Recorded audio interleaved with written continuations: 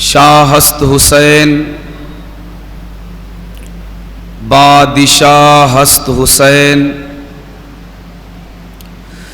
دینست حسین دی پناہست حسین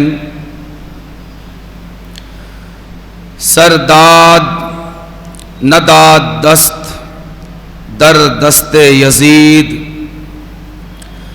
حقا کے بنائے لا الہ ہست حسین.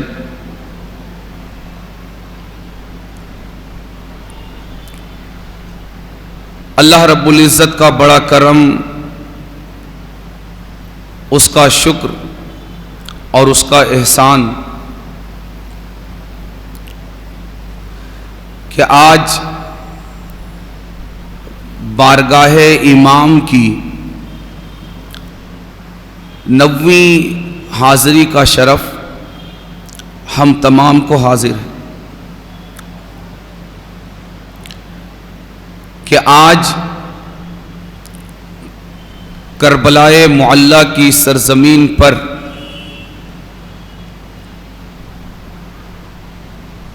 امام حسین شہید کربلا نے اپنی جو درسگاہ لگائی ہے، آج اس میں ہماری 90ویں حاضری ہے.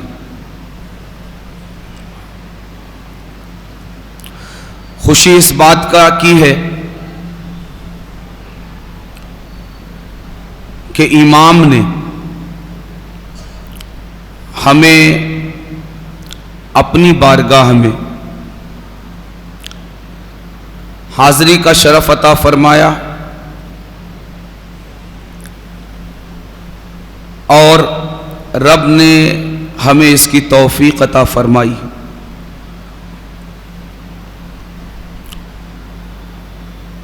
اور غم اس بات کا ہے کہ عنقریب ان 10 روزہ نشستوں کے حوالے سے جو بارگاہ امام میں حاضری کا ایک تسلسل تھا، ایک سلسلہ تھا کہ روزانہ بارگاہ امام میں حاضر ہونا اور امام کی بارگاہ سے ایک درس، ایک سبق حاصل کرنا اور امام سے یہ عہد کرنا، یہ پیمان کرنا کہ کربلا کی سرزمین پر آپ کی دی جانے والی یہ قربانی ہم رائگاں نہیں جانے دیں گے. ریگزار کربلا اور آپ کے تمام اہل خانہ کے کربلا کے میدان میں بہنے والے ایک ایک قطرہ خون سے اٹھنے والے ایک ایک سبق کو اپنے جان و جگر کا حصہ بنائیں گے. یہ حقیقت ہے کہ امام سے ہمارا تعلق تا دم آخر باقی رہے گا. ہم جئیں گے بھی امام کی محبت میں اور مریں گے بھی امام کی محبت میں. ہماری زندگی کا ایک ایک لمحہ، ایک ایک ساعت امام کے نام ہوگی. مگر یہ بھی سچائی ہے کہ اس نشست کے حوالے سے اب ہم بہت جلد یہ سلسلہ بارگاہ امام کی حاضری کا یہ منقطع ہونے والا ہے. آج کی رات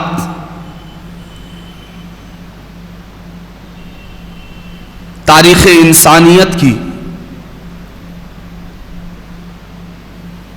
ایک بڑی ہی عجیب و غریب اور بڑی ہی انوکھی رات ہے. آج کی رات وہ رات ہے کہ جس رات امام عالی مقام شہید کربلا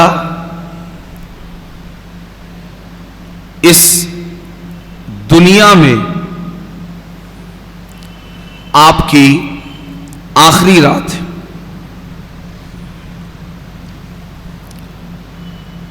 اور اس سے بڑھ کر یہ،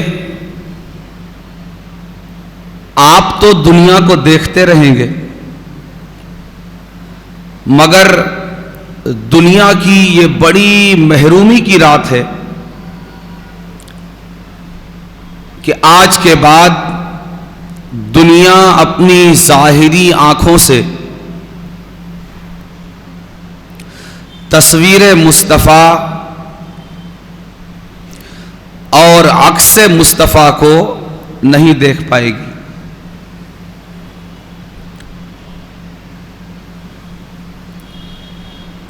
اور امام حسین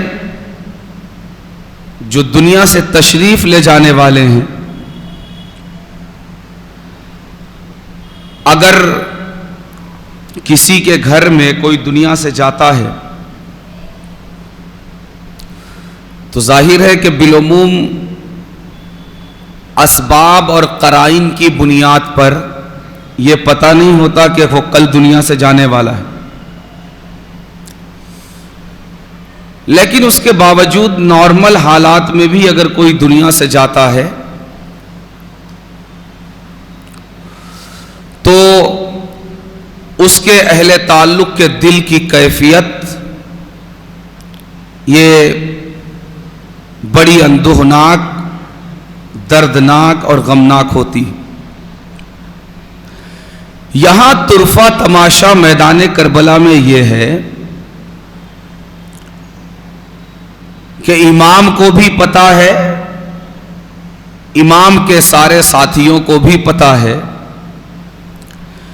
کہ کل کا دن گزرنا مشکل ہے اور آج کی رات یہ آخری رات ہے.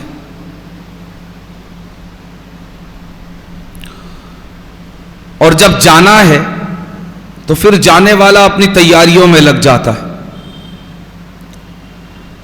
ہم لوگ اگر چند دن کے لیے سفر پر جاتے ہیں، ایسا سفر جس کے بعد ہمیں لوٹ کے آنا ہوتا ہے، 2 دن بعد، 4 دن بعد، 10 دن بعد، 20 دن بعد ہم لوٹ کر آئیں گے. لیکن جب ہم ایک ایسے سفر پر نکلتے ہیں کہ جس سفر کے بعد ہم لوٹ کر آئیں گے، اس سفر پر جاتے ہوئے بھی ہم کتنی کچھ تیاریاں کر کے جاتے ہیں. وہ دروازے جن پر کبھی تالے نہیں لگے تھے ان پر تالے لگا کر جاتے. گھر والوں کو یہ کہہ کر جاتے ہیں کہ ہوش میں سونا، ہوش میں رہنا، بچوں کا دھیان رکھنا، اپنا خیال رکھنا. جبکہ اس سفر میں ہمیں واپس آنا ہے. مگر آج حسین جس سفر پر روانہ ہونے والے ہیں وہ سفر ایسا سفر ہے کہ جس سفر میں یو ٹرن نہیں ہے، لوٹ کر آنا نہیں ہے. یقینی کہ اس میں لوٹ کر نہیں آنا ہے. تو حسین نے کتنی تیاریاں کی ہوگی. آج کی شام ہوتے ہی حسین نے تیاریاں شروع کر دی، اس لیے کہ حسین کو پتا ہے کہ اب میں جب جاؤں گا،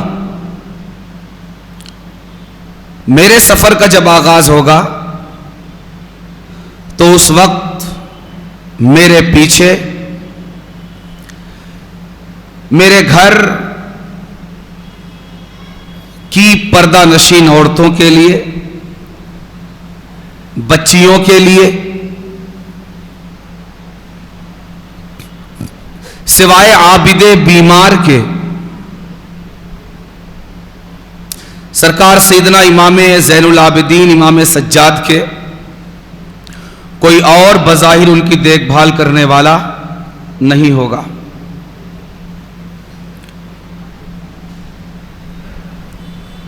اور وہ قوم کہ جسے عکس رسول اور تصویر رسول کو نقصان پہنچاتے اور تکلیف دیتے کوئی ملال، کوئی ڈر، کوئی خوف اور کوئی غم نہیں ہے، وہ میرے بعد میرے گھر کی بچ جانے والی خواتین کے ساتھ کیا کچھ کرنے کی کوشش کریں گے؟ تو آپ نے آج شام ہونے کے بعد کچھ تیاریاں شروع کی. وہ تیاریاں یہ تھی کہ آپ کی جو خیمہ گاہ تھی، جہاں خیمے لگے ہوئے تھے، اس کے پیچھے آپ نے گہری اور چوڑی خندقیں کھدوا دی تاکہ آپ کی شہادت کے بعد کسی حد تک آپ کے بچے ہوئے افراد خانہ کے لیے حفاظت کا ایک ذریعہ اور ایک سبب ہو. اور اسی طرح کچھ حفاظتی انتظام فرمائے اور اسی طرح کی کچھ تیاریاں آپ نے فرمائی.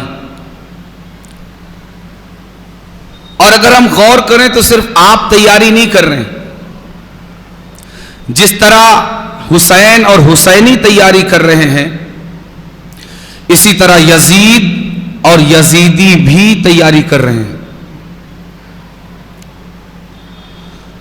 یہ دنیا میں دو جماعتوں کی تیاری، ایک حسین اور حسینیوں کی اور دوسری طرف یزید اور یزیدیوں کی. اور اسی طرح دوسری دنیا میں بھی دو طرف تیاریاں چل رہی ہیں، ایک جنت میں اور دوسری طرف جہنم میں. حسین کے لیے جنت میں تیاریاں چل رہی ہیں اور حسینیوں کے لیے اور یزید کے لیے اور یزیدیوں کے لیے جہنم میں. یزید سے پہلے حسین اور حسینی اپنے وجود کو پاک اور صاف کر رہے ہیں بارگاہ الہی میں پیش کرنے کے لیے. اپنی گردنوں کو طاہر، مطہر اور پاکیزہ بنا رہے ہیں بارگاہ الہی میں پیش ہونے کے لیے. اور یزیدی اپنی تلواروں کو، اپنے نیزوں کو اور اپنے تیروں کو سنبھال رہے ہیں اور اپنی کمانوں کو تیار کر رہے ہیں ان گردنوں کے لیے، ان بازوؤں کے لیے اور ان سینوں کے لیے. حسین اب ہمیشہ کے لیے کربلا میں بس جانے والے ہیں. حسین کا ایڈریس آج سے چینج ہونے والا ہے. حسین کا پتہ کسی زمانے میں مدینہ ہوا کرتا تھا. حسین کا ایڈریس کسی زمانے میں گنبد خضرا کا پڑوس ہوا کرتا تھا، مگر آج سے حسین اپنا ایڈریس قیامت تک کے لیے چینج کرنے والے ہیں. اب کوئی حسین کو مدنی نہیں کہے گا، آج سے کوئی حسین کو مکی بھی نہیں کہے گا، بلکہ آج سے قیامت تک دنیا حسین کو کربلائی کہے گی. یہ ہوتے ہیں رسول اللہ کے گھر والے کہ جاتے ہوئے بھی کسی کا لے کر نہیں جاتے، دے کر جاتے ہیں۔ حسین سے پہلے کربلا کی کوئی پہچان نہیں تھی، کربلا کا کوئی نام و نشان تاریخ کے کسی ورق، کسی صفحے، کسی سطر میں موجود نہیں تھا،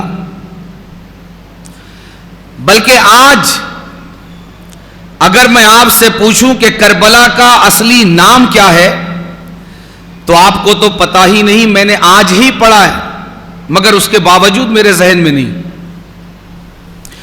اتنا گمنام، اتنا غیر معروف نام، کربلا سے پہلے بھی اس کا کچھ نام تھا، اتنا گمنام اور بے نام، مگر حسین نے، اگرچہ حسین بے وطن ہے، اگرچہ حسین مسافر ہے، اگرچہ حسین غریب الوطن ہے، اگرچہ آج حسین کے پاس دینے کے لیے کوئی زمین نہیں ہے، کوئی جائیداد نہیں ہے، مال و دولت کے انبار نہیں ہے،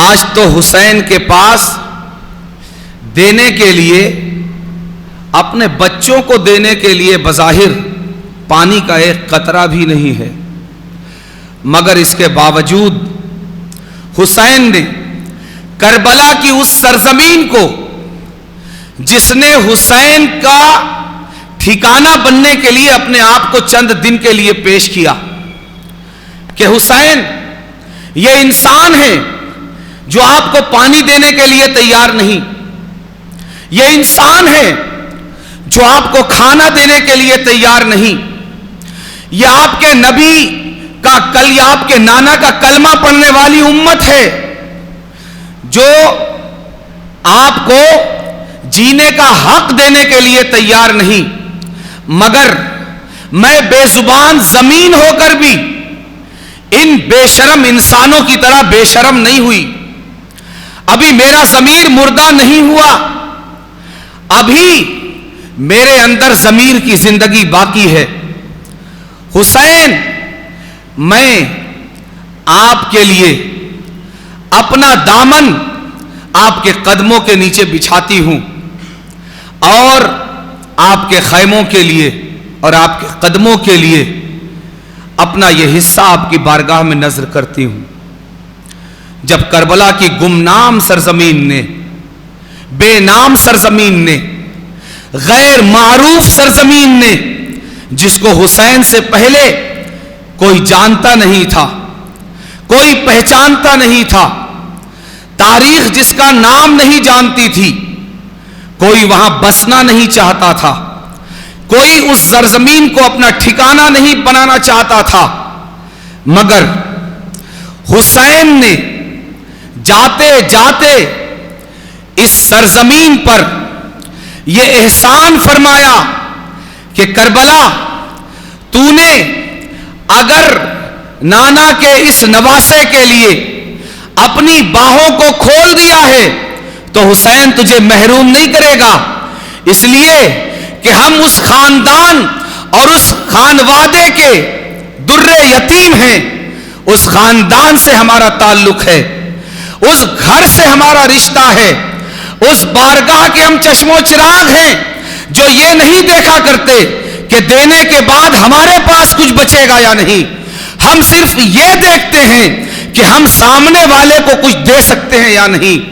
کربلا، تو نے ہمیں ٹھکانہ دیا، حسین تجھے محروم نہیں کرے گا، بلکہ حسین تیری اس بے نامی کو، تیری اس گمنامی کو، تیری اس بے نشانی کو قیامت تک کے لیے ختم کر دے گا، اور اس طرح ختم کرے گا کہ حسین تیری سرزمین پر جہاں کوئی بسنے کے لیے تیار نہیں ہوا کرتا تھا، حسین تیری اس سرزمین کو قیامت تک کے لیے اپنا ٹھکانہ بنا لے گا۔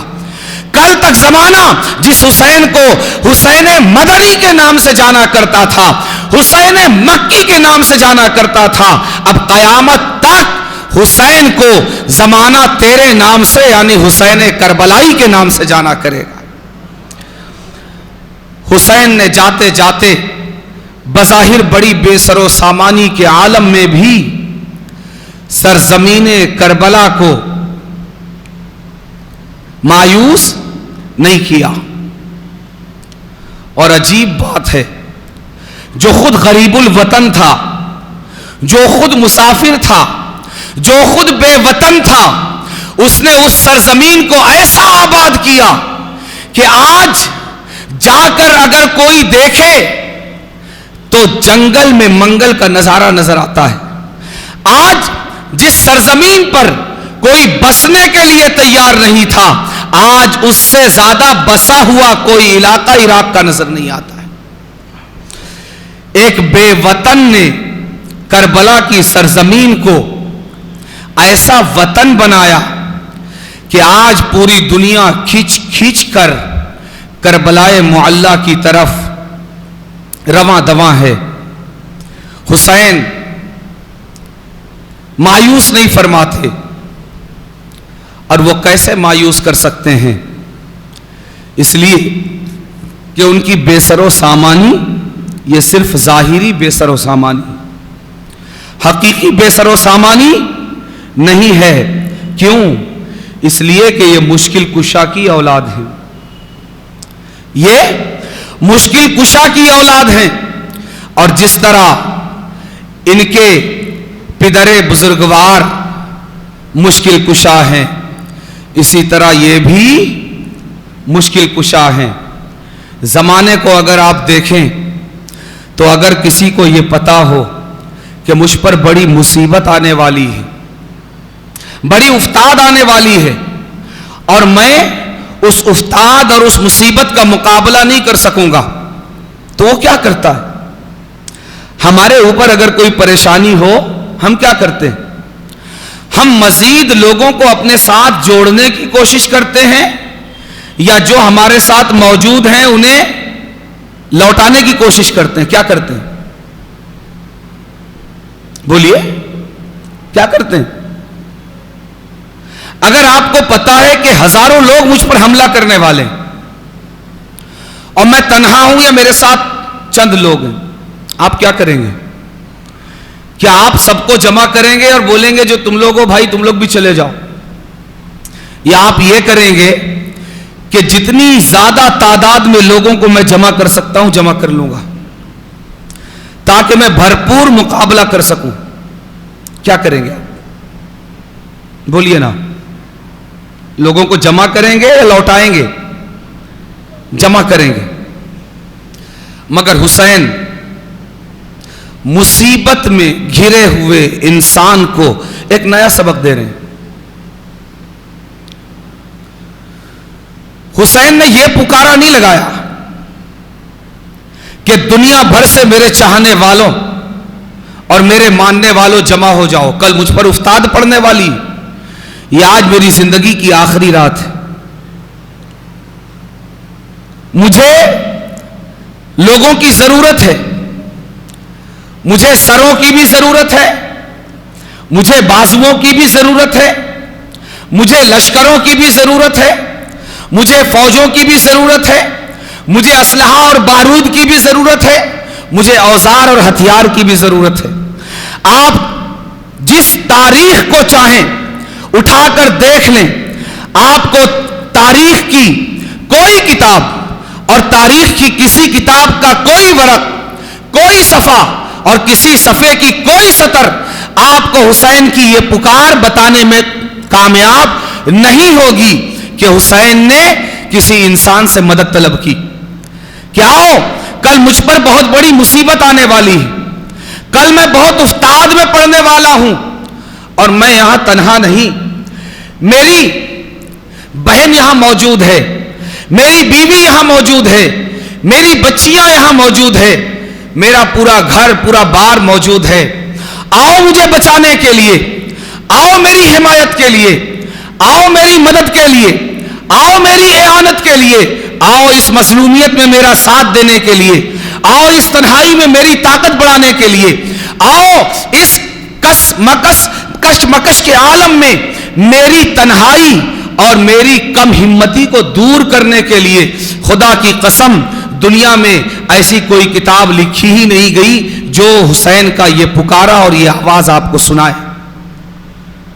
بلکہ اگر تاریخ کچھ بتاتی ہے تو یہ بتاتی ہے کہ حسین نے کسی کو اپنی مدد کے لیے پکارا نہیں بلکہ جو ساتھ تھے انہیں جمع کیا.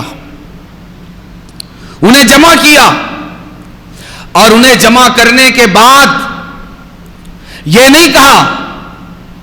یہ بھی ہو سکتا تھا کہ چلو مدد کے لیے پکارا نہیں تو جو ہیں ان کو تیار کر لیا جائے کہ دیکھو حوصلے سے کام لینا, دیکھو ہمت سے کام لینا, اپنی تلواروں کو تیز کر لو, اپنی کمانوں کو ٹائٹ کر لو, اپنے نیزوں کی انیوں کو تیز کر لو, اپنی تیروں کو سیدھا کر لو, نشانے بازیاں کر کے تھوڑا مشق کر لو, باہمی مشق کر کے دشمن کے مقابلے کے لیے تیار ہو جاؤ.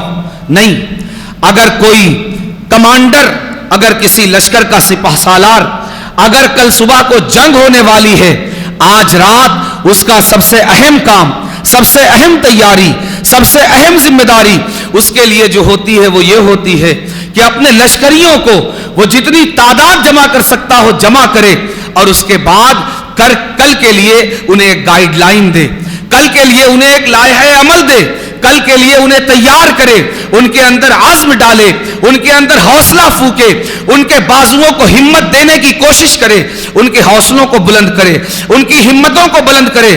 مگر واہ حسین, واہ شہید کربلا, واہ خاتم الانبیاء کے نواسے, واہ شہزادہ گلگوں قبا, تیری ہمت کو سلام, تیری قوت بازو کو سلام, تیری مظلومیت کو سلام, تیری تنہائی کو سلام, تیری قسم پرسی کو سلام, تیری ہمت کو سلام.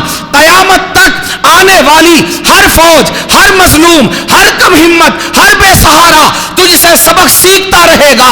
قیامت سے قیامت تک کربلا کا ہر ذرہ یہ زمانے کو یہ سبق سکھاتا رہے گا, تیری ہمت بتاتا رہے گا, تیری جرأت بتاتا رہے گا, تیری جسارت بتاتا رہے گا. دشمن کی آنکھوں میں آنکھیں ڈال کر کھڑے ہونے کی تیری ادا زمانے کو قیامت تک کربلا کی سرزمین بتاتی رہے گی. نہ تو نے اپنے چاہنے والوں کو بلایا, نہ تو نے تعداد اکٹھا کی, نہ تو نے بھیڑ لگائی. تیرے پاس جو 70-72 کی تعداد موجود ہے, جن میں بچے بھی ہیں, جن میں بوڑھے بھی ہیں, جن میں جوان بھی ہیں, تو نے انہیں کل کے لیے حوصلہ نہیں دیا, کل کے لیے تلواروں کو تیز کرنے کی تعلیم نہیں دی, کل کے لیے انیوں اور نیزوں کو تیار کرنے کی تعلیم نہیں دی. حسین تجھ پر قربان, تو نے زمانے اور تاریخ کا دھارا مول کر رکھ دیا. تو اگر ان کو جمع کرتا ہے تو اس لیے نہیں کہ کل دشمن سے سخت جانی کے ساتھ لڑنا ہے, بلکہ اگر تو جمع کرتا ہے تو اس لیے کہ جس کو جانا ہے وہ جا سکتا ہے, رخصت دینے کی اجازت کے لیے. دوستوں, یہ اس گھرانے کا لال ہے جسے اس حال میں بھی ان 70 اور 72 سے کچھ لینا نہیں ہے. انہیں بھی دینا چاہتا ہے, انہیں بھی دینا چاہتا ہے, اس لیے کہ تمہاری جانوں کی مجھے ضرورت نہیں ہے, بچا لو اپنے آپ کو. اور دن کے اجالے میں نہیں کہتا, پورا انتظام پہلے کرتا ہے, پورا انتظام کہ کسی طرح کی کوئی جھجک, کوئی شرم, کوئی دغدغہ, کوئی حیا جانے والا. قربان جائیے آل نبی پر, قربان جائیے رسول اللہ کی اولاد پر.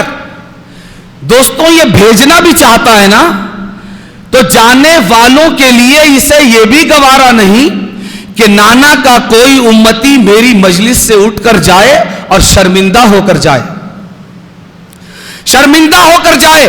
اگر اجالا رہے گا تو ہو سکتا ہے اگر کوئی جانا چاہے تو شرمندگی کا داغ لے کر جائے گا, شرمندگی کا داغ لے کر جائے گا. مگر نبی کی اولاد کو آج اس مظلومیت کے عالم میں بھی یہ گوارا نہیں کہ حسین کے در سے کوئی جائے تو وہ بے شرمی کا داغ لے کر جائے. نہیں، جانا بھی ہے عزت کے ساتھ جاؤ. پورا انتظام کر دیا ہے حسین نے. حسین نے تمہیں جمع کرنے سے پہلے دن میں جمع نہیں کیا، رات کی تاریکی میں جمع کیا ہے. اور رات کی تاریکی میں بھی جمع کر کے ساری مشلوں کو، ساری شمعوں کو اور سارے اجالوں کو بجھا دیا ہے. اور اس کے بعد حسین کہتے ہیں کہ جس کو جانا ہو چلا جائے. آپ کے ذہن میں یہ نہیں آتا کہ حسین کو کیا مدد کی ضرورت نہیں ہے؟ کیا حسین کو ساتھیوں کی ضرورت نہیں ہے؟ کیا حسین کو مددگاروں کی ضرورت نہیں ہے؟ ہاں، اگر ہمارے ذہنوں میں یہ سوال اٹھتا ہے کہ ہم اگر مصیبت میں پھنس جائیں تو ہم تو یاروں اور مددگاروں کو آواز دے دے کر بلاتے ہیں، مگر حسین جو یار، جو مددگار ساتھ موجود ہیں انہیں لوٹا رہے ہیں. کیوں دوستوں؟ اس لیے کہ حسین یہ میرے اور آپ کی طرح نہیں ہے. حسین میرے اور آپ کی طرح نہیں ہے. کیوں؟ اس لیے کہ نانا پر ایک آیت اتری تھی. نانا پر 60-70 سال پہلے ایک آیت اتری تھی، یا ایھا الذین آمنوا استعینوا بالصبر والصلاۃ. اے وہ لوگ جن کے سینوں میں ایمان موجود ہے، جو اپنے رب پر بھروسہ کرتے ہیں، جو اپنے رب پر یقین کرتے ہیں، تمہیں اگر مدد کی ضرورت پڑے تو مدد مانگ لینا صبر اور نماز سے. حسین ہم لوگوں کی طرح کا مجبور انسان نہیں ہے، بلکہ وہ آیت جو نانا پر چند سال پہلے اتری تھی، آج کربلا میں حسین اس کی تفسیر بننا چاہتے ہیں، زندہ تفسیر بننا چاہتے ہیں، عملی تفسیر بننا چاہتے ہیں. کیا بتانا چاہتے ہیں؟ لوگوں، مجھے تمہاری مدد کی ضرورت نہیں، مجھے تمہاری حمایت کی ضرورت نہیں، مجھے تمہارے ساتھ کی ضرورت نہیں. کیوں؟ اس لیے کہ نانا پر رب کا جو کلام نازل ہوا تھا، آج مجھے صبر اور نماز سے مدد لے کر کربلا کی سرزمین پر اس آیت کا معنی، مطلب، تفسیر بننا ہے. حسین سب کو لوٹا رہے ہیں کہ جاؤ. اور حسین یہ بھی جانتے ہیں کہ اللہ یہ قادر و قیوم رب ہے.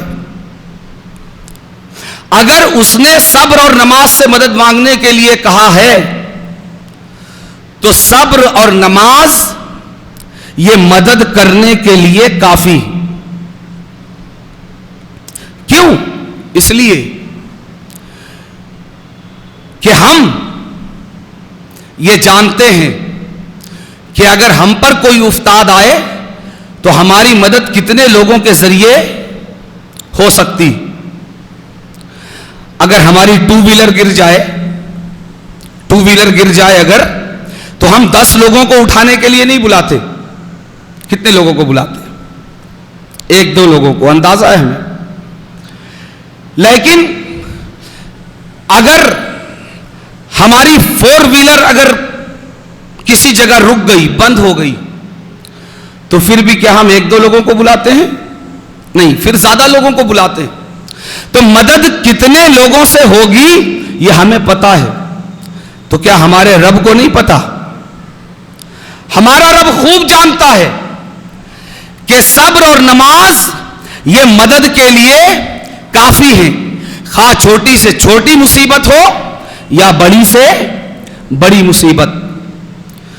اور جب حسین نے یہ آیت سنی تو ظاہر ہے کہ جب اس آیت سننے کے بعد آج حسین نے اس آیت کو ایسی زندہ تفسیر عطا فرمائی ہے کہ حسین نام آتے ہی حسین کی قربانی، حسین کی شہادت کا پہلا عنوان بندہ مومن کے ذہن میں قرآن کے حوالے سے اگر کوئی آتا ہے تو بے ساختہ یہ آیت کریمہ آتی ہے، یا ایھا الذین آمنوا استعینوا بالصبر والصلاۃ ان اللہ مع الصابرین. حسین کیوں لوٹا رہے ہیں؟ حسین اس لیے لوٹا رہے ہیں کہ حسین قیامت تک کے مظلوموں کو یہ بتانا چاہتے ہیں کہ دیکھو، میں اگر آواز دینا چاہوں، میں اگر بلانا چاہوں تو صرف جاندار نہیں، صرف انسان نہیں، فرشتے میری مدد کے لیے آ سکتے ہیں۔ اگر میں پکارنا چاہوں، کیوں؟ اس لیے کہ میں کون ہوں؟ میں کون ہوں؟ اگر ہزاروں سال کے بعد اگر آج بھی کوئی مسلمان کسی مصیبت میں کامیابی حاصل کرتا ہے تو کملی والے آقا کے نالین کے صدقے اسے کامیابیاں ملتی ہیں۔ کملی والے آقا کے نالین کے صدقے وہ کامرانیوں کا سفر طے کرتا ہے۔ اگر آج بھی کوئی مظلوم ظالم کے ظلم و ستم سے نجات پاتا ہے، مصطفیٰ جان رحمت کے نام پر پاتا ہے۔ مسلمانوں مجھے بتاؤ، کیا حسین اگر کربلا کی سرزمین سے آواز دیتے اور پکارتے ان کی مدد نہیں ہوتی؟ خدا کی قسم ہوتی۔ فرشتے آسمان سے آتے، اور نانا تو بدر میں فرشتوں کو بلا کر زمانے کو بتا چکے ہیں کہ جب مصطفیٰ جان رحمت میدان بدر میں اترتے ہیں تو اگر آپ پر جان نثار کرنے والوں کی تعداد کم ہوتی ہے، رب کی بارگاہ میں التجا کرتے ہیں، فرشتے آسمان سے تشریف لاتے ہیں۔ ہاں، حسین اگر بلاتے، حسین نے بلایا کیوں نہیں؟ حسین یہ بتانا چاہتے ہیں کہ میں اگر چاہوں تو دنیا بھر سے انسان بھی جمع کیے جا سکتے ہیں، آسمانوں سے فرشتے بھی جمع کیے جا سکتے ہیں، مگر قیامت تک آنے والی نانا کے امت کہ وہ مظلوم جو ظالموں سے گھرنے کے بعد انسانوں کی تعداد جمع نہیں کر پائیں گے، فرشتوں کو آواز نہیں دے پائیں گے، وہ کس کے سہارے اپنی مظلومیت کی تاریخ رقم کریں گے؟ اس لیے کہ وہ تو حسین نہیں ہوں گے، وہ تو نبی کے نواسے نہیں ہوں گے۔ اس لیے حسین نے قیامت تک کے مظلوموں کو وہ نسخہ دیا جو حسین بھی استعمال کر سکے اور نانا کی امت کا ایک ادنا مظلوم بھی استعمال کر سکے۔ وہ نسخہ کیا ہے؟ اے قیامت تک آنے والے نانا کی امت کے مظلوموں، مایوس مت ہونا۔ اگر تمہارے پاس بازوؤں کی تعداد زیادہ نہیں، سروں کی تعداد زیادہ نہیں، افراد کی قوت زیادہ نہیں، نیزوں، تلواروں، ہتھیاروں، اوزاروں کی تعداد زیادہ نہیں، مایوس مت ہونا۔ تمہارے پاس صبر کی طاقت بھی ہے، تمہارے پاس نماز کی طاقت بھی ہے۔ اگر لوگوں کی تعداد نہ رہے تو حسین کی طرف کربلا میں ایک بار تک لینا کہ حسین کس طرح صبر اور نماز سے مدد لے کر تفسیر بن رہا ہے ان اللہ مع الصابرین کی۔ مظلوموں، مایوس مت ہونا کہ انسان تمہاری مدد کرنے کے لیے نہیں ہے۔ میں جو نسخہ تمہیں دے رہا ہوں، تم اگر اس فارمولے کو اختیار کرو گے تو بندے نہیں، مخلوق نہیں، تمہارا مددگار خالق کائنات ہوگا۔ یا ایھا الذین آمنوا استعینوا بالصبر والصلاۃ، مدد ان سے مانگو۔ نتیجہ کیا ہوگا؟ معیت کس کی ہوگی؟ ساتھ کس کا ہوگا؟ اللہ کا ہوگا۔ ان اللہ مع الصابرین۔ حسین سارے چراغ گل کر کے واپس بھیجنا چاہتے ہیں، مگر واہرے رفقائے حسین۔ دوستوں، آج کا اصل سبق ہمارے لیے یہی ہے، جو کردار ہے حسین کے ساتھیوں کا۔ سارے چراغ گل کر دیے گئے، حسین نے اپنی طرف سے کوئی دقیقہ اس سلسلے میں نہیں چھوڑا ہے کہ جو بھی جانا چاہے وہ خوش دلی سے چلا جائے، کوئی راستہ نہیں چھوڑا۔ مگر ساری روشنیاں گل کرنے کے باوجود ہر طرح سے حسین کہہ رہے میں تم سے راضی ہوں، میں تم سے خوش ہوں، میں نے تمہاری حاضری قبول کر لی ہے، تمہارا ساتھ بھی قبول کر لیا ہے، تمہاری قربانیاں بھی قبول کر لی ہے، نانا کی بارگاہ میں کل قیامت کے دن تمہارے حق میں گواہی بھی دوں گا، تم چلے جاؤ، مگر قربان جائیے ان رفقائے حسین پر، حسین کے ان ساتھیوں پر کہ ایک بھی اٹھ کر جانے کے لیے تیار نہیں ہوا۔ ایسا نہیں ہے کہ کل جب میدان سجے گا تو 50-50 کا کھیل ہے، 50-50 کا کھیل ہے کہ کل جب میدان کربلا میں اتریں گے تو میں بھی فتح حاصل ہو، میں بھی شکست ہو جائے، ایسا ہے؟ بظاہر فتح کا کوئی چانس موجود ہے؟ 22,000 کے مقابلے میں 72۔ ہم نے کل پرسوں حساب لگایا تھا کہ پر ہیڈ 300 سے اوپر یزیدی، ایک حسینی پر 300 سے زیادہ یزیدی۔ بظاہر فتح کا کوئی چانس ہے؟ نہیں، یقینی طور پر موت سامنے ہے۔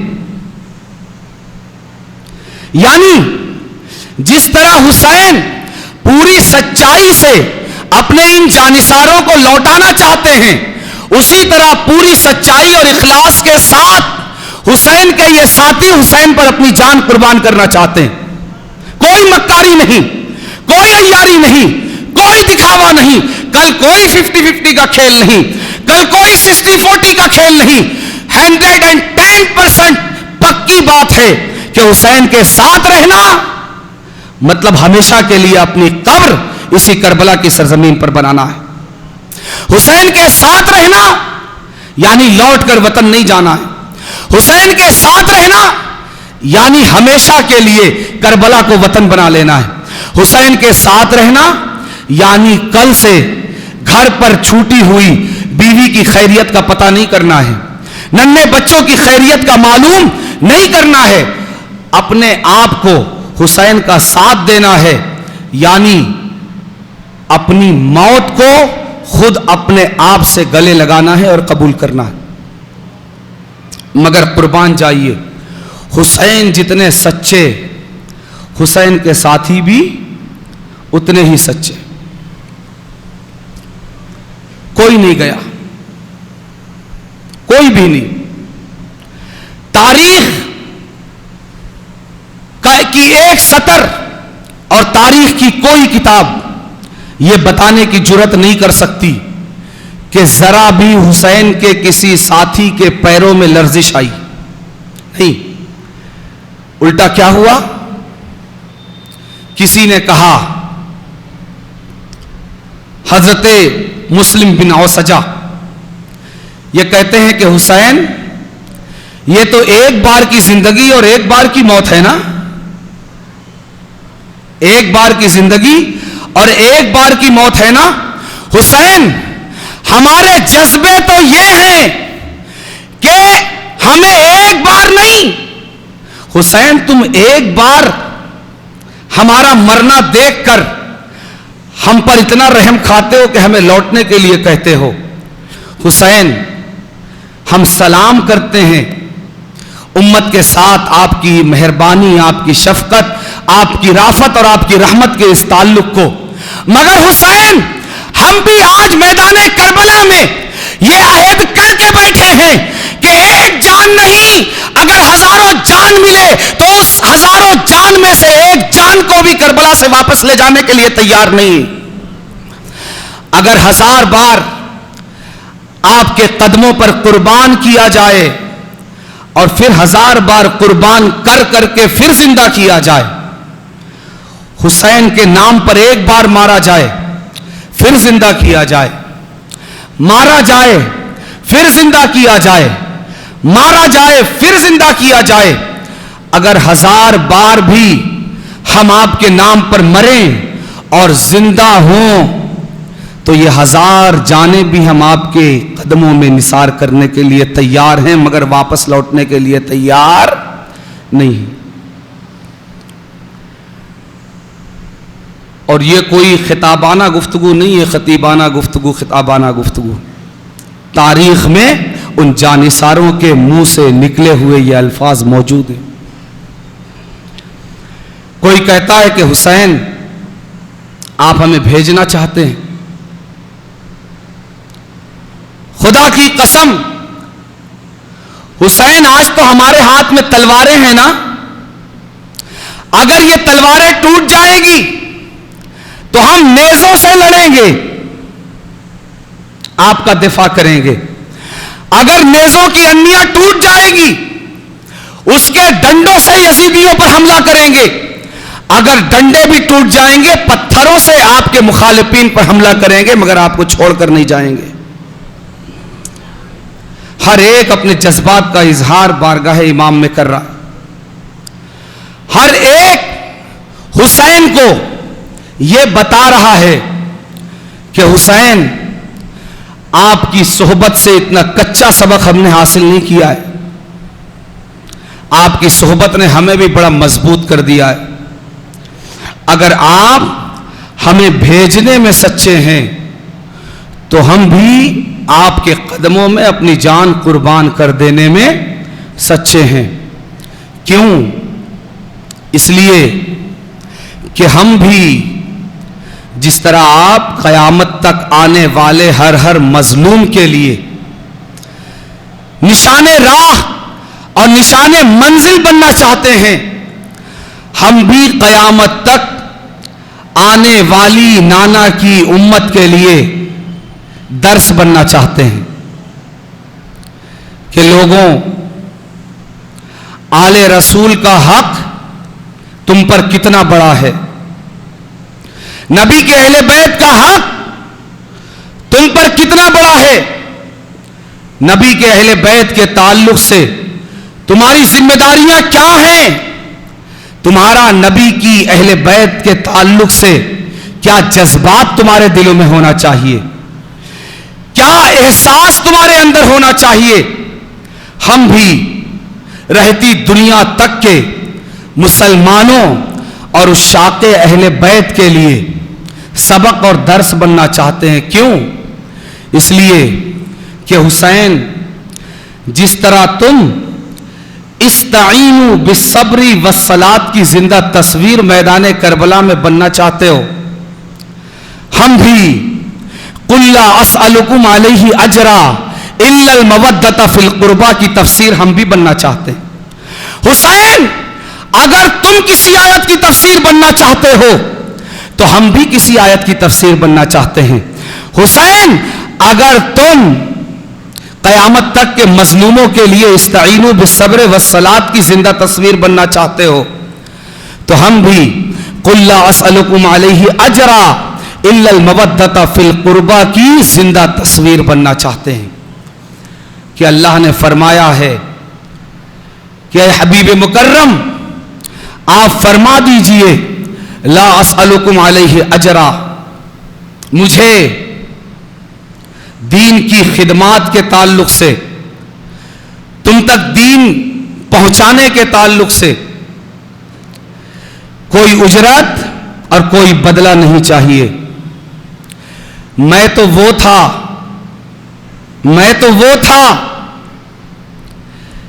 کہ رب تبارک و تعالی نے میرے لیے زمین کو ایسا نرم فرما دیا کہ سخت چٹانوں پر میں جب پیر رکھتا ہوں تو چٹانیں میرے نازک قدموں کے لیے اپنے سینے کو موم کر دیا کرتی۔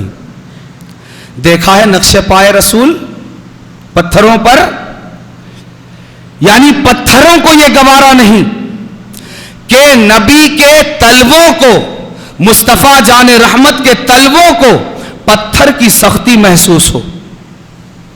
پتھر نبی کے قدموں تلے موم ہو جایا کرتے تھے۔ میں تو وہ ہوں کہ جس کے پیروں تلے پتھر موم ہو جاتے ہیں، مگر مسلمانوں تمہاری خاطر میں دنیا میں آیا، تمہاری خاطر۔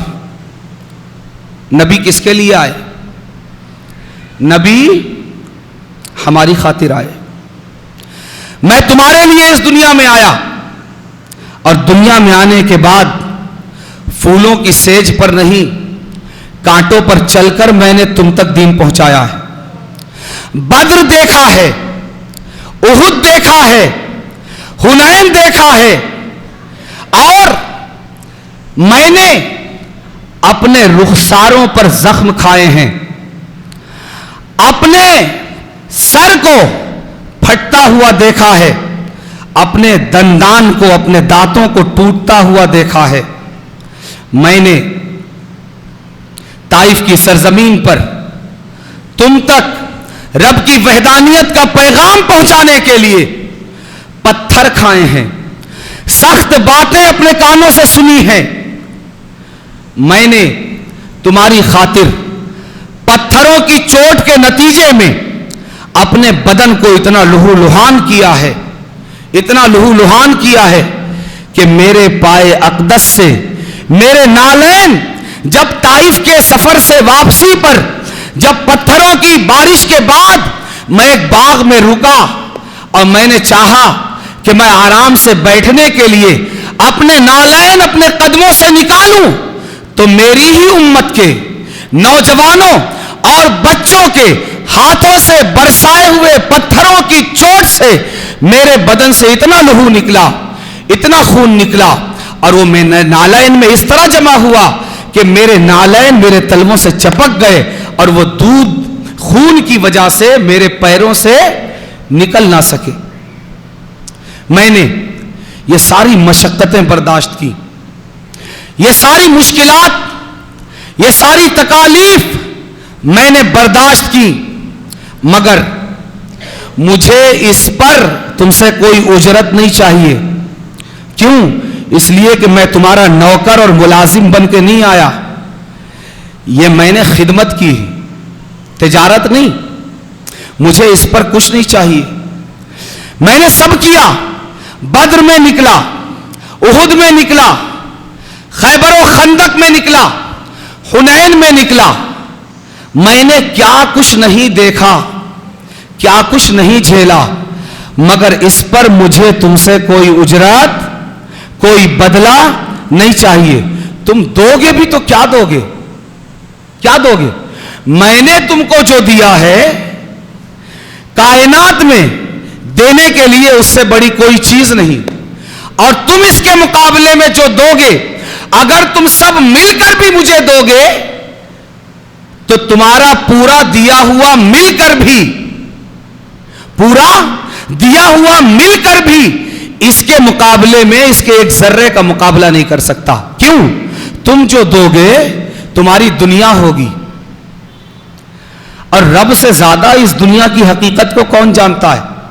اللہ تبارک و تعالی نے قرآن کریم میں فرما دیا، قل متاع الدنیا قلیل۔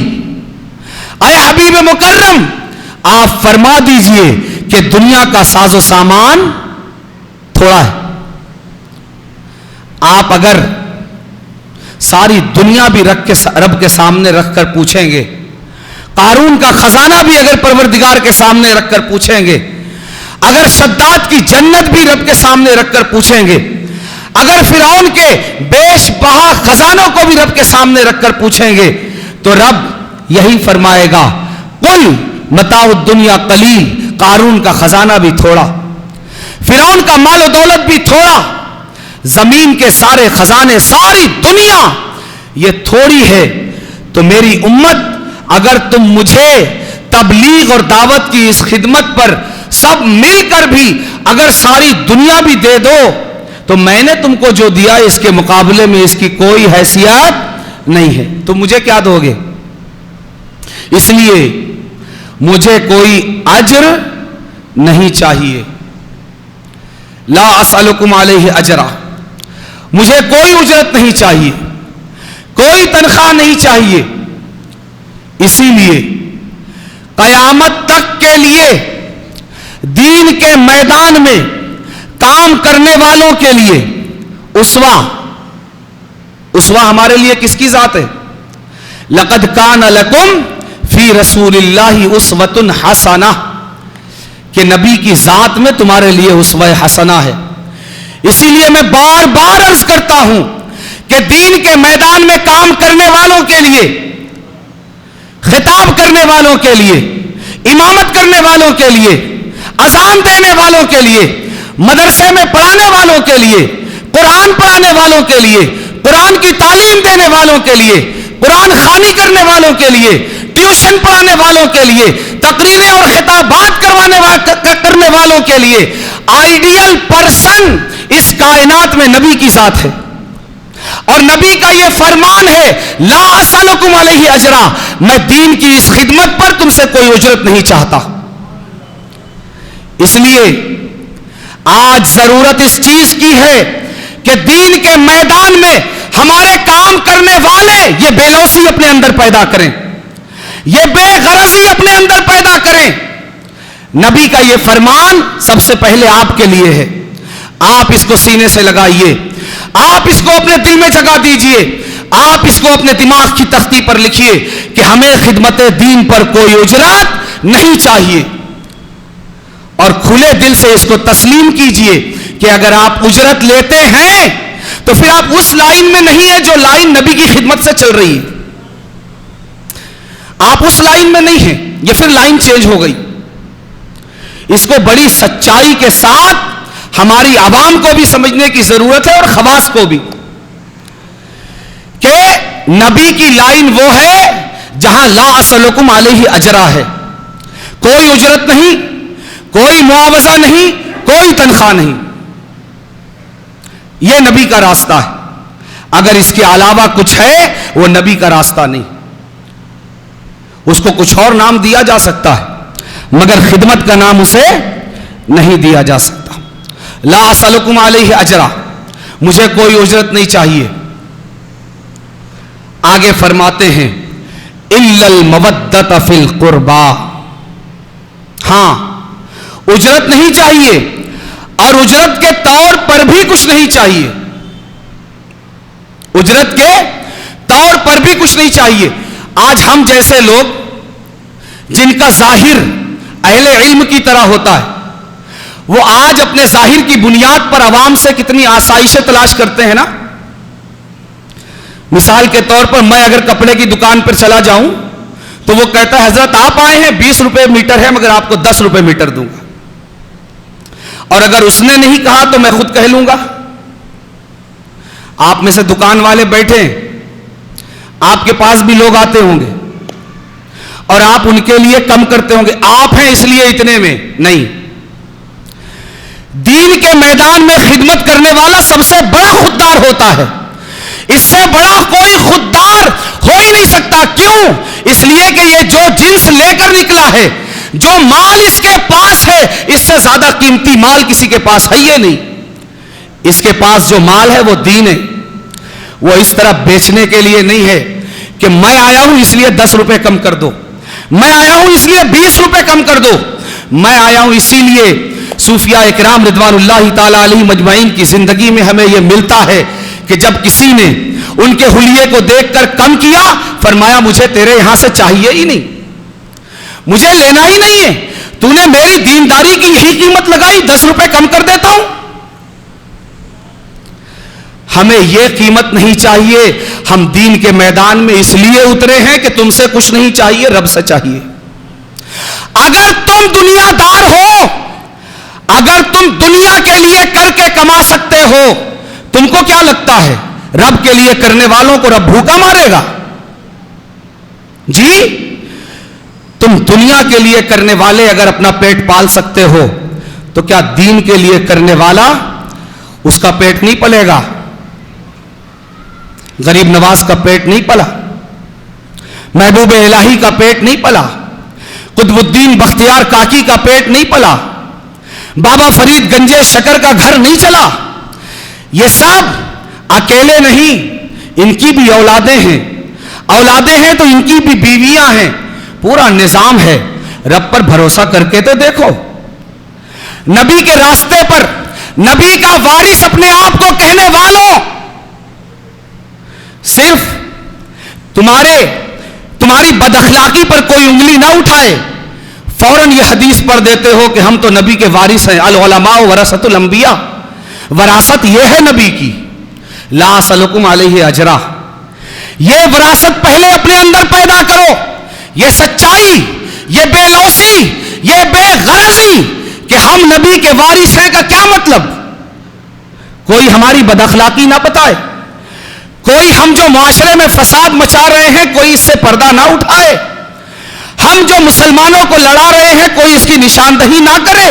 نہیں، العلماء ورثۃ الانبیاء کا مصداق سب سے پہلے وہ ہے جو نبی کے اس فرمان پر عمل کرے جس کو رب نے بیان کیا، لا اسألکم علیہ اجرا، ہم دین کی خدمت کر رہے ہیں، اس پر ہمیں کوئی اجرت نہیں چاہیے۔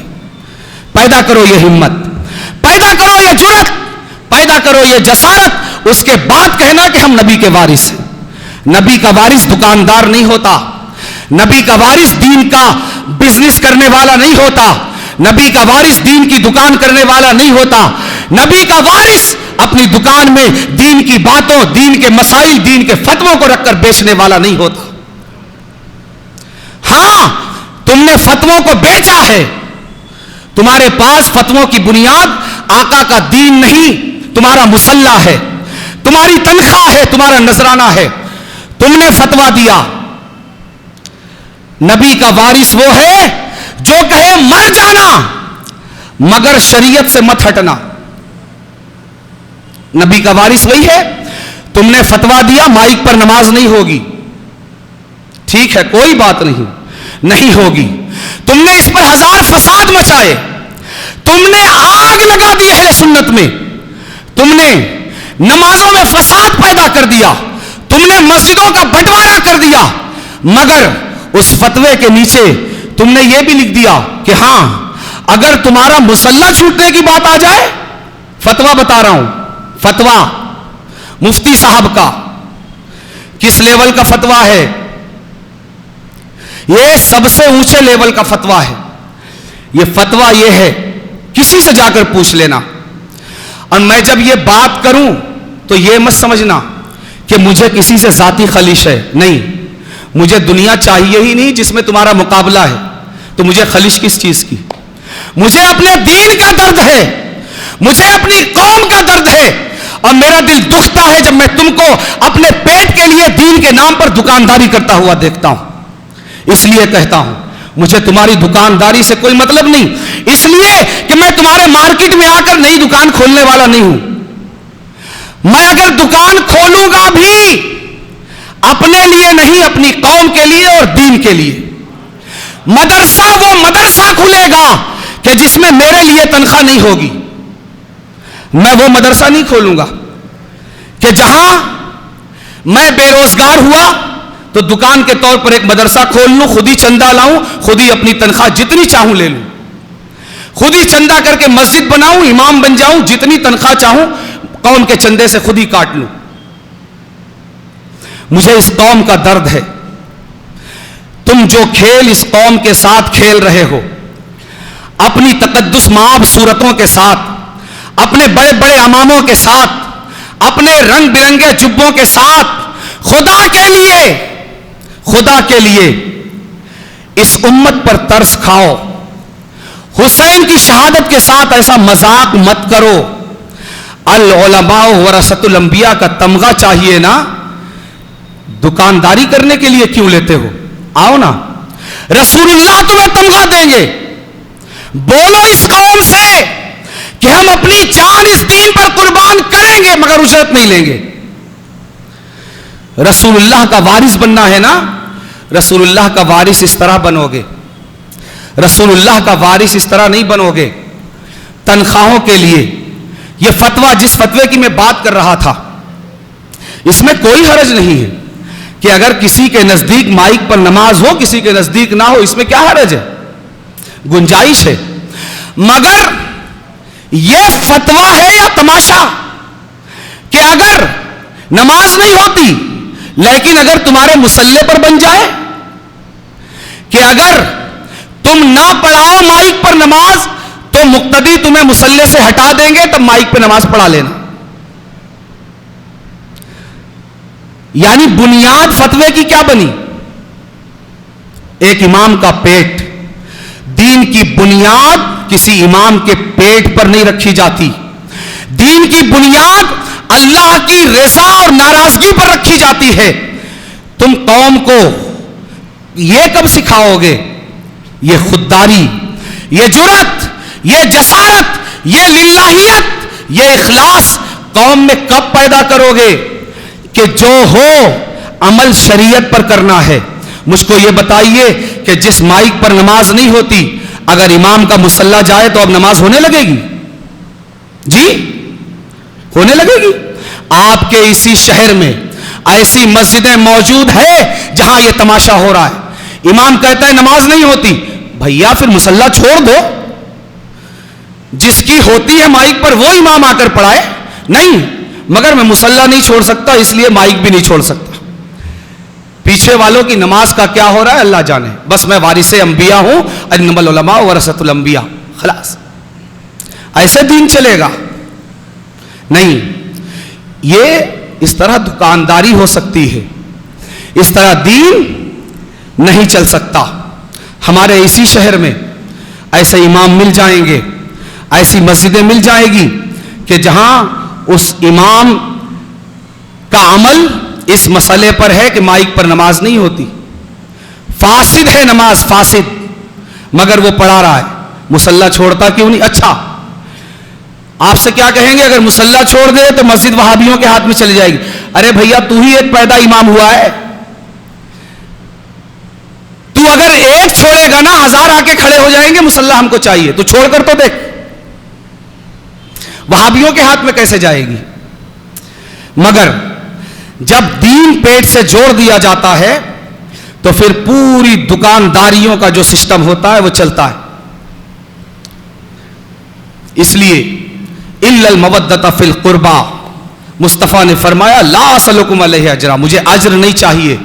اس لیے اپنے ذہنوں میں، اپنے دل میں اور دماغ میں اس قانون کو اور تعلیم قرآن کو جگہ دیجئے کہ نبی کا وارث وہی ہوگا جو دنیا سے بے غرض اور بے لوث ہوگا، خدمت پر اجرت نہیں لے گا.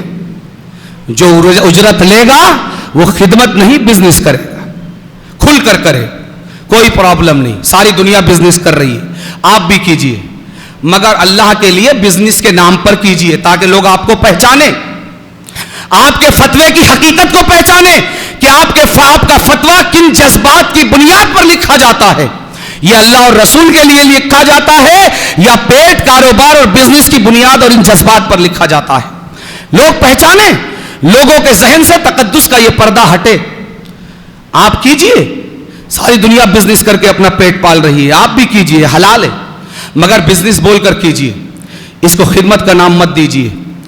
تو رسول اللہ کا وارث اور رسول اللہ کے راستے پر چلنے والا وہی ہوگا جو کہے گا لا اسألکم علیہ اجرا، مجھے اجرت نہیں چاہیے.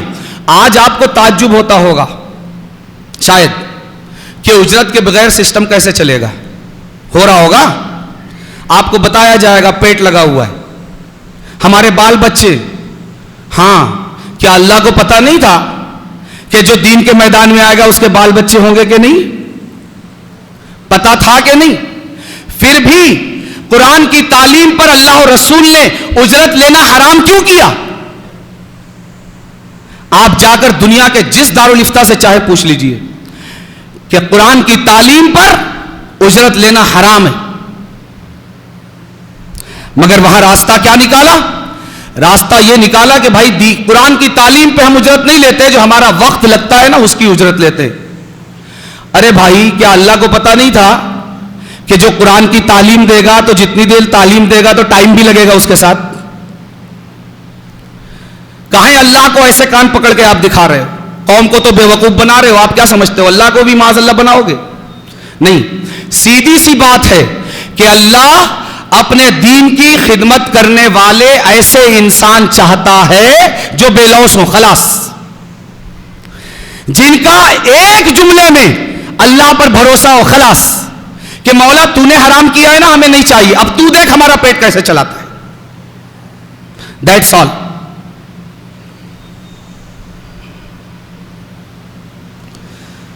تو دین کی خدمت اور دین کی تجارت، اس میں فرق کرنا ضروری.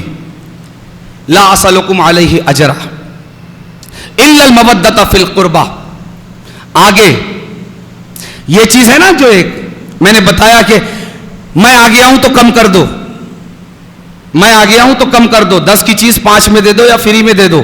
نہیں، رسول اللہ دین کے میدان میں کام کرنے والوں کو اس راستے پر بھی چلنے دینا پسند نہیں کرتے. فرمایا لا اسألکم علیہ اجرا، اجر نہیں چاہیے. آگے یہ بات بھی ہو سکتی تھی، ہاں چلو اتنا کرنا، مال و دولت نہیں چاہیے، مگر اس کی جگہ یہ کرنا کہ میری آل اولاد سے اس کی جگہ محبت کر لینا، کہ دیکھو میرے کو اجرت تو نہیں چاہیے مگر میں جب دکان پر آؤں نا تو قیمت آدھی کر دیا کرنا. نہیں، رسول اللہ اس میدان میں کام کرنے والوں کو ایسا بھی دیکھنا پسند نہیں کرتے. لا اسألکم علیہ اجرا، بات ختم ہو گئی. اجرت نہیں چاہیے کسی صورت میں، کسی شکل میں. ہاں، اب ایک نئی بات رسول اللہ کہتے ہیں، اگر میرا دل خوش کرنا چاہتے ہو، اجرت کے طور پر نہیں، بدلے کے طور پر نہیں، تو کیا کرنا؟ الا المودۃ فی القربہ، میرے قرابت داروں سے محبت کے جذبات اپنے دل میں رکھنا. بس کربلا میں جب حسین نے ساری بجلیاں گل کر دی، لائٹیں بجھا دی، مشعلیں بجھا دی، چراغ گل کر دیے اور سب کو جانے کے لیے کہا، ساتھ والوں نے یہی تو کہا کہ حسین اگر تم استعینوا بالصبر والصلاح کی تصویر اور تفسیر بننا چاہتے ہو تو ہم بھی الا المودۃ فی القربہ کی تفسیر بننا چاہتے ہیں. اللہ تبارک و تعالی رفقائے حسین کے ان جذبات کو ہمارے سینے میں مودت قرابت رسول بنا کر جما دے، قائم کر دے. زندگی کے ہر موڑ پر، ہر ساعت نبی کے قرابت داروں کی محبت سے ہمارے دل کو روشن، منور اور تابناک رکھے. وما علینا الا البلاغ.